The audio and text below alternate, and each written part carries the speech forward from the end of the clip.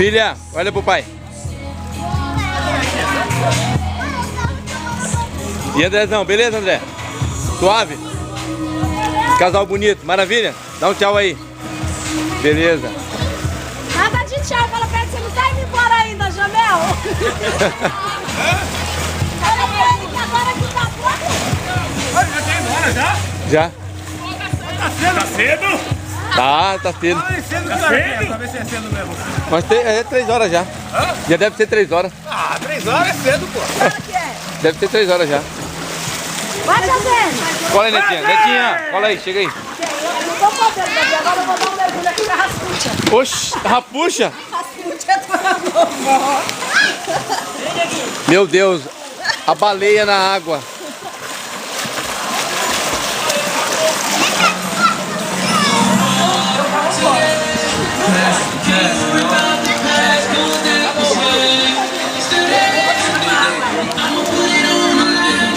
Estamos aqui em Araçariguama, num sítio de um amigo nosso. Muito lindo aqui, muito bom.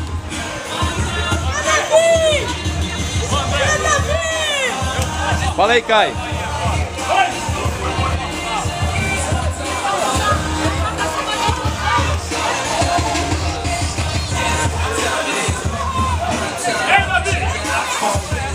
Olha o Andrezão lá.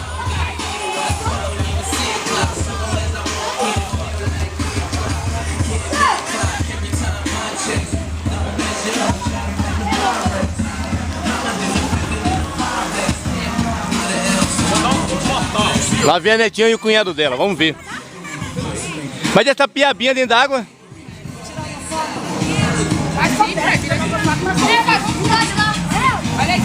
Meu Deus.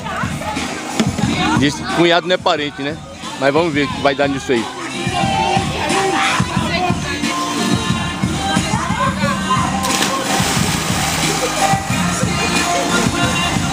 Você não pega. Tá vendo? Com ferro fere, com ferro será ferido.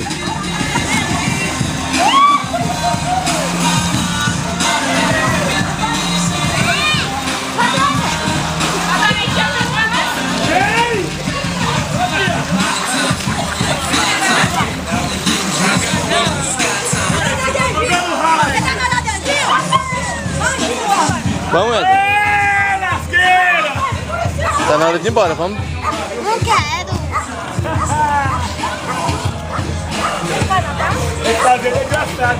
Ei, Netinho, esqueceu de tirar a segunda sua, meu? Pois é. Rajane!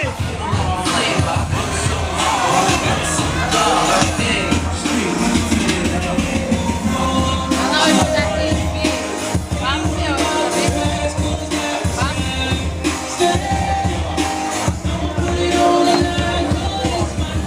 Tomar um suquinho?